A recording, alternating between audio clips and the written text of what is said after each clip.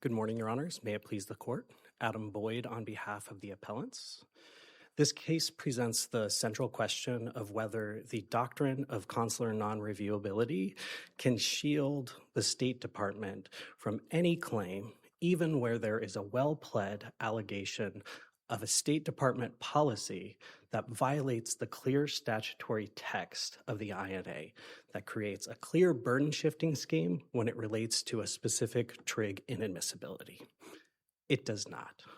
While that doctrine is expansive, when plaintiffs bring forward a challenge to a generic policy rather than individual consular officer determinations, the court still maintains the power to tell the State Department that it needs to change its course going forward. Counsel, doesn't your request for relief, the prayer for relief in this case, request a redetermination of individual decisions? So our request, there were multiple requests in both the first complaint and the second complaint. What we're ultimately seeking is an opportunity to reapply for these visas and go through a process that follows what the INA requires. These individuals are entitled to an opportunity to present evidence that they are not subject to the trig ground of inadmissibility, and they were never given that opportunity. So we concede that the court doesn't have jurisdiction to say that the consular officers need to revisit these prior decisions. What we ask for is that they be given an opportunity to reapply without the taint of these prior denials in their record. I'm having some trouble with that because I don't think there's a constitutional claim. Let's talk about the individual visa applicants. Do you agree with that? Yes, we explicitly waive the constitutional arguments on appeal. So now we're on to basically an APA and a type claim. And I'm still having trouble getting my head around why that would not be barred by consular non-reviewability. So in essence, the doctrine of consular non-reviewability prevents courts from looking at individual visa officers' determinations about inadmissibility, but it doesn't prevent the court from looking at whether or not the State Department is following the law in the precursors to those decisions. So it is a little bit chicken and the egg in terms of you could wind up with almost identical decisions from consular officers so long as they follow a policy that allows individuals to present evidence. So that the content of the decisions may not change so long as they're given the process. So it's process-driven versus... So if they've been through the visa request process, application process, what you want this court to order is they get another chance without the taint of prior rulings? That's part of the prospective relief that we're seeking, but what we're ultimately seeking is that the State Department develop a policy that follows the INA's rules that allow for individuals to present evidence about their mental state when there's Tier 3 trig allegations. I don't know if your research took you in this direction, but our court has been wrestling recently with a separate statute dealing with temporary protected status. And the United States Supreme Court has now made very clear that APA concerns don't discharge temporary, meaning temporary. So this statute says non-review. How does wouldn't we be flying in the face of Supreme Court precedent to say that either the INA or the APA has some constraint on non-reviewability?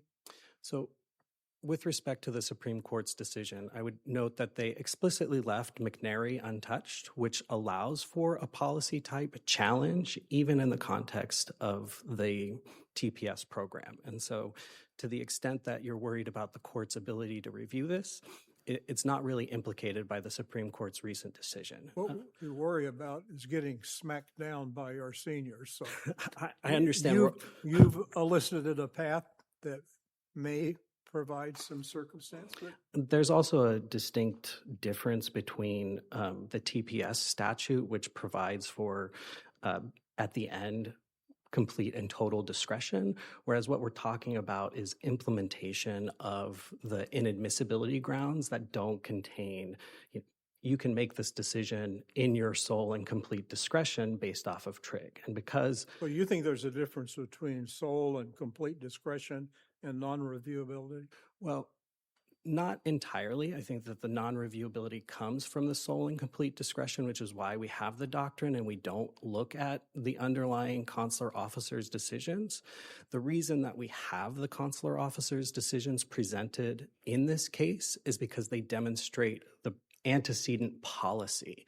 We show that they're citing the trig-related grounds of inadmissibility in their refusals, and that means that we know that that is where they're going with their decision-making, and so we can build it backwards to find out that the process was not followed, because some of our plaintiffs were interviewed before the 2019 designation and received their denials afterwards. It's clear they didn't get an opportunity to present evidence whether or not they had the requisite knowledge that the IRGC would be considered a Tier 3 terrorist organization. Most of our plaintiffs never had an opportunity to present documentation. When you're going through the visa process, there's a limited number of documents you can upload to the Department of State website. And so if there is the specter of trig, there needs to be some mechanism for people to present additional documents to counteract. Boy, that sounds allegations. pretty granular to me in terms of the consular process. So maybe I'm having trouble. What is the specific kind of, if I'll call it, class-wide relief that you would ask us to grant? So we never got into specific relief at this stage because the district court granted the government's motion to dismiss. The relief that we would seek is some mechanism to submit these documents to the consular office before a final decision is made. So what is the policy then, or manual guidance that you specifically challenge? So that's the other reason why it's premature at this stage to grant the motion to dismiss, is because the government has all of those documents. What we have is State Department employees saying that they've never seen a grant post-2019 designation, even for pre-2019 conduct. We have plaintiffs who are telling us what their process was, and we have CBP determinations where all the questioning is about IRGC activities, and then a denial based on purported immigrant intent. I'm still left a little uncertain and up in the air because I understand you're trying to parse this by not having the consular non-reviewability cut things off.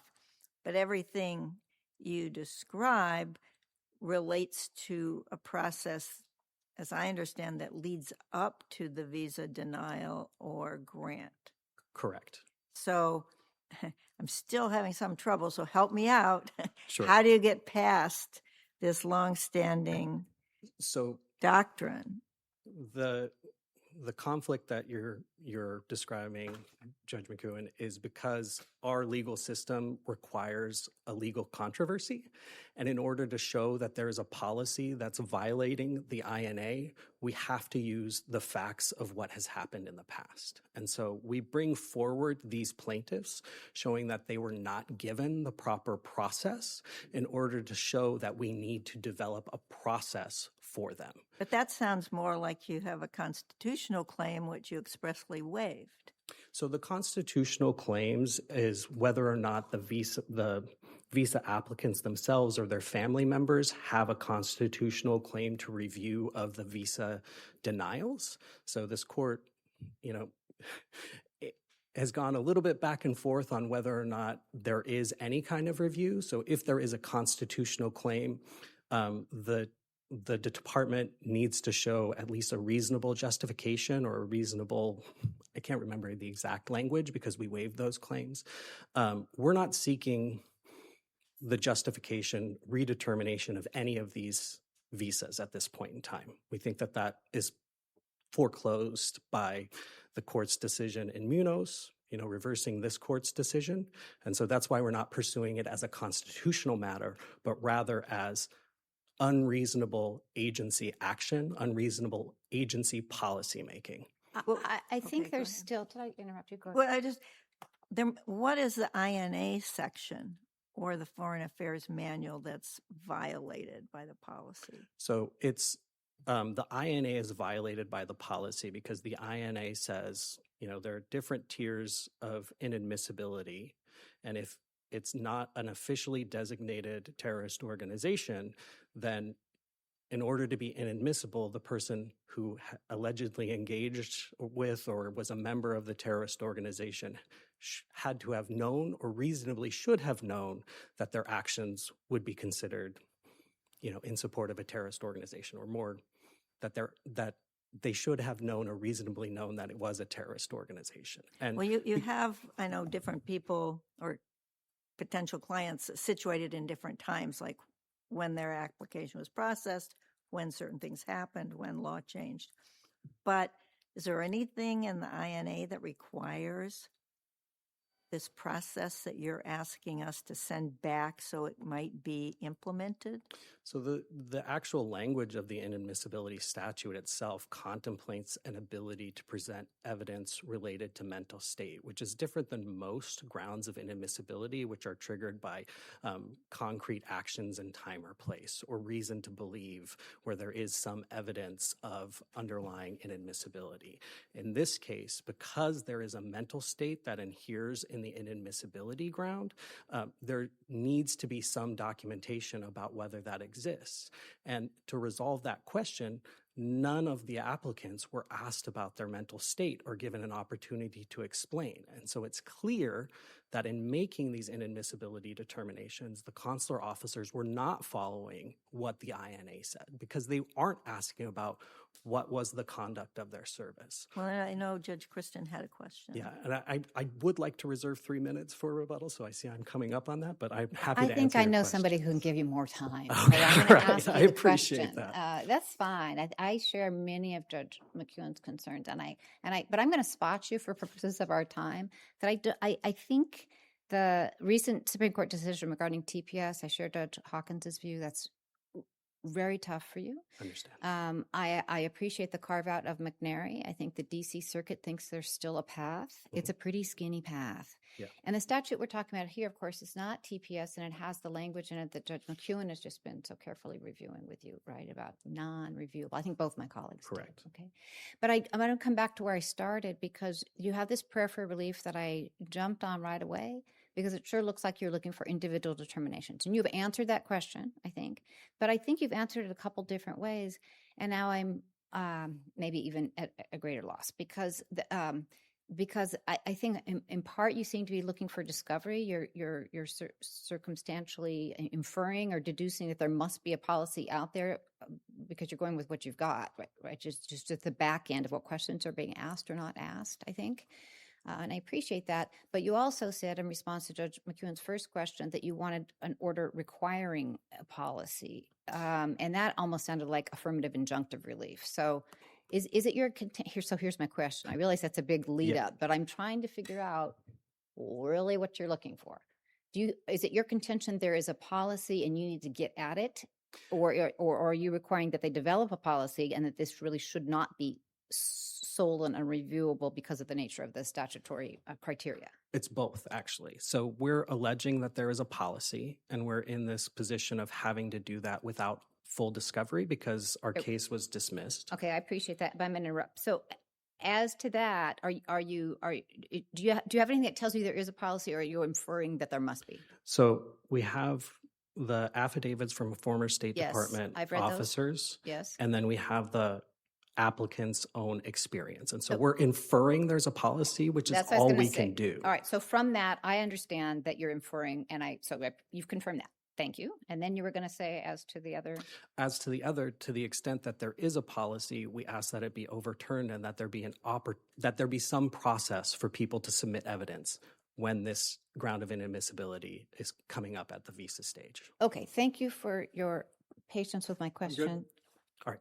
I will reserve Hawkins is good. So my 35 seconds for rebuttal. Thank He you. may give you a little more. All right. Yeah. I do want to talk about the CBP defendants as well. Well, you're going to have to speak quickly when you come back. All right, thank you. All right. Come on up. Counsel.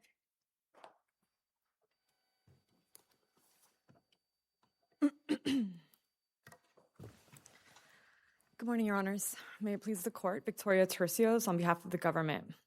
This case involves former members of the Islamic Revolutionary Guard Corps, or IRGC, an organization which has been designated as a foreign terrorist organization since April of 2019.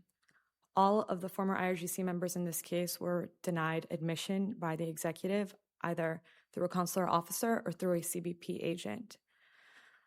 The appellants have characterized their case as a programmatic challenge, but their case is most accurately described as one seeking more information about the executive's decision to refuse them entry or admission.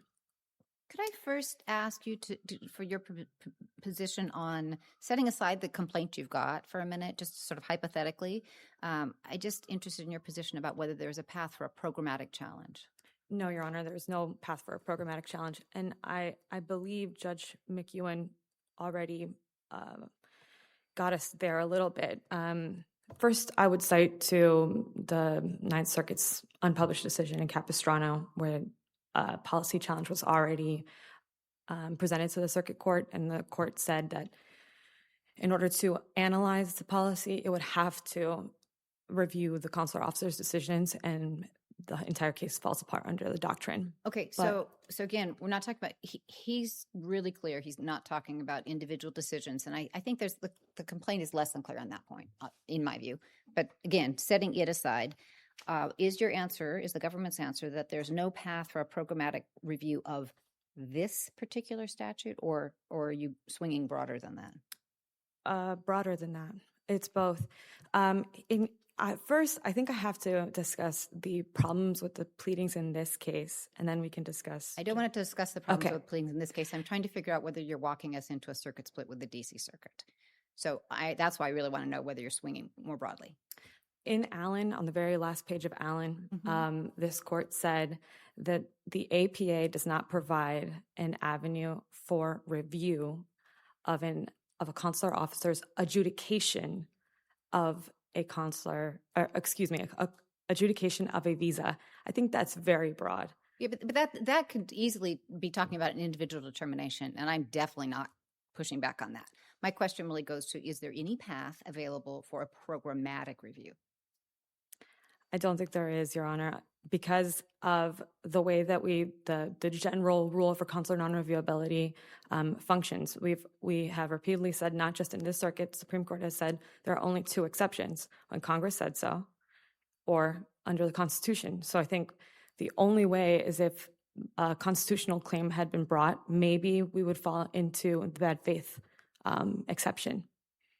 Okay, so your response makes sense to me if we're talking about this statute, and I suppose we don't really have to be talking about any other statutes, because that's the one present in this case. But I just wanted to be clear on the government's position, so thank you for that.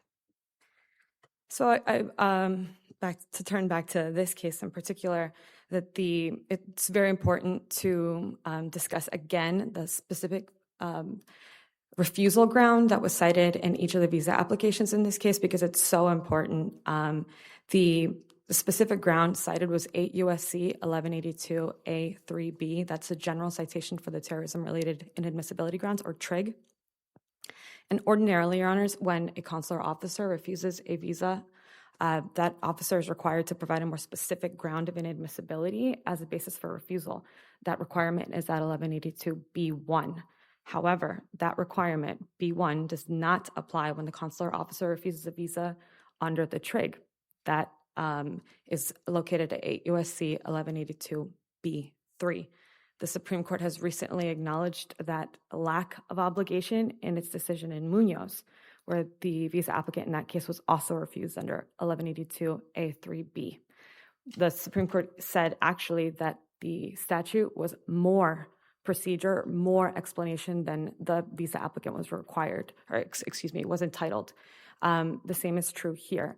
So because the consular officers cited only 1182A3B, that essentially ends this alleged policy challenge in this case. The government has never conceded that the consular officers found the more specific inadmissibility grounds that the appellants have suggested were found by the consular officers.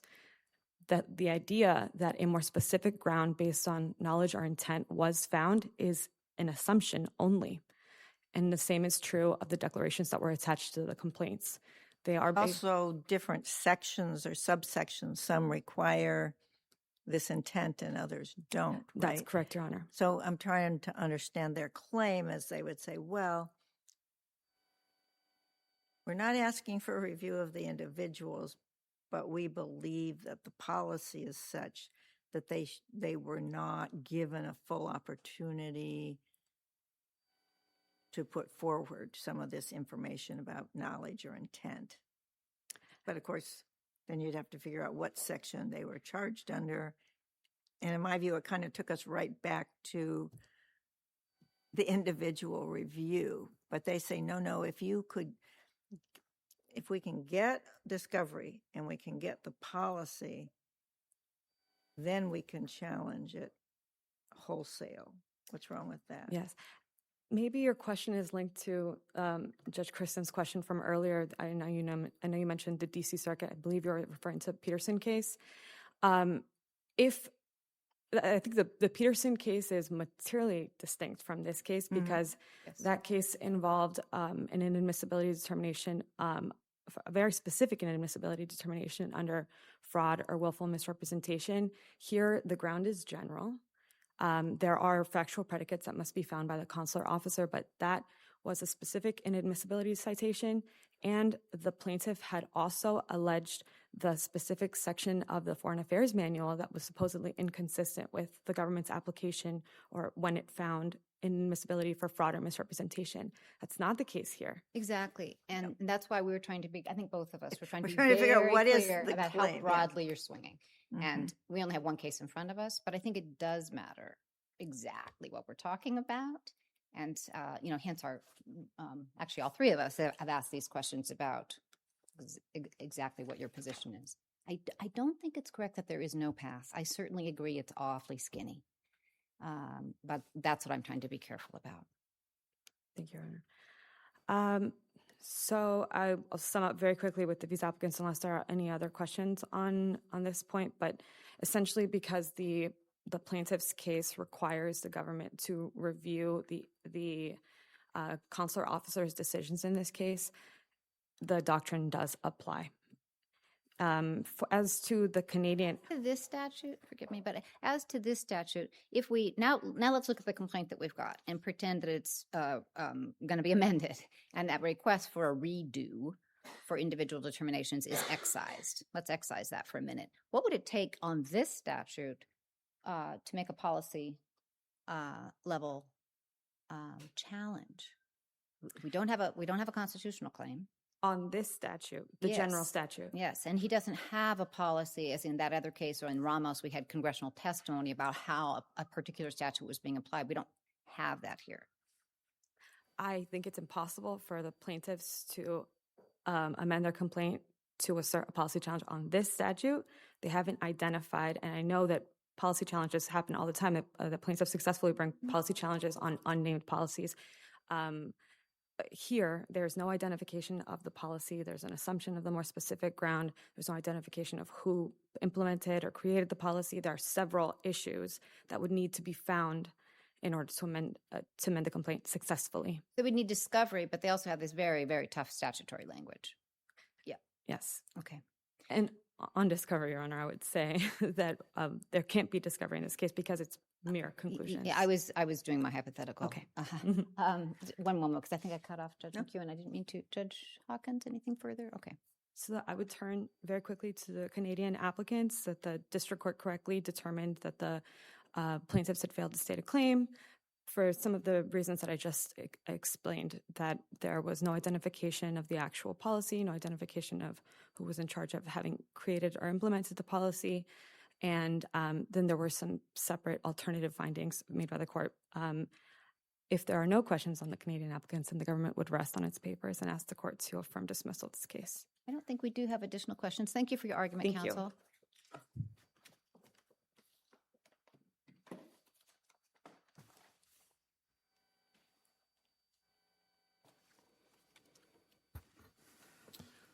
Thank you again. My colleague points to the central issue in this case. We claim that there's a policy, and they claim that there's not a policy. when we're talking about a motion to dismiss, those differences should be resolved in our favor because the government is the guarder of the policy in this case. We have no information. Unlike Peterson, there's no published FAM decision saying this is what you have to do. But we know that this is happening behind the scenes. We've done everything we can short of discovery to prove that this policy exists. And when dismissing the case, before any discovery has been conducted, the district court erred in not drawing those inferences in our favor. And would you just restate for us the purported policy that you're challenging? So the purported policy is that anybody who served in the IRGC mandatory service, even pre-designation in 2019, is deemed inadmissible based on the terrorism-related grounds of inadmissibility more broadly, as cited by my colleague, and that's inappropriate for pre-2019 service. So there's a categorical policy to deny anybody who has served in the IRGC at any time, and that doesn't comport with the statute as it relates to pre-designation activities. With respect to the Canadian applicants, extending the doctrine of consular non-reviewability to CBP officers' determinations of inadmissibility is a step too far. And saying that our claims are barred as it relates to the Canadian applicants was clear error on behalf of the district court. Why aren't they barred by Section 1252? I agree with you that challenging the individual removal order in the case of one of our applicants is barred by the jurisdiction stripping provisions, and we're not trying to challenge that. What we're trying, again, this goes back to process versus individual determinations, but saying that we're barred based on the doctrine of consular non-reviewability for CBP process is not something that courts have generally said. They have lots of discretion, but not the same as a State Department consular officer. I just want to also a few other loose ends here. This applicant, Sabhi, he's not included or not requested as we're not requesting reversal of the removal order because that is clearly barred through statute, and I don't think that the court has power to reverse that. All it's right, I just wanted to double check. Factual proceedings. Thank you. Anything further? No. Well, in a time of unprecedented executive overreach, often under the guise of national security claims, big scary words like terrorism, it's up to the courts to be the bulwark against some of this overreach. We have Congress telling the executive how they're supposed to make these determinations, and they're doing whatever they want. And the executive comes up here and says, doesn't matter what we do, there's no pathway to bring a challenge to that because Foreign Affairs, because State Department. That's not right. All we're seeking is discovery and a means for some of these people who their only crime was swimming. Their IRGC membership included swimming. That was it. Counsel. And he wants to Counsel, visit. you're way all over time. Could you please wrap up? Yes. We just seek a process for these people to visit their families in the United States. Thank you.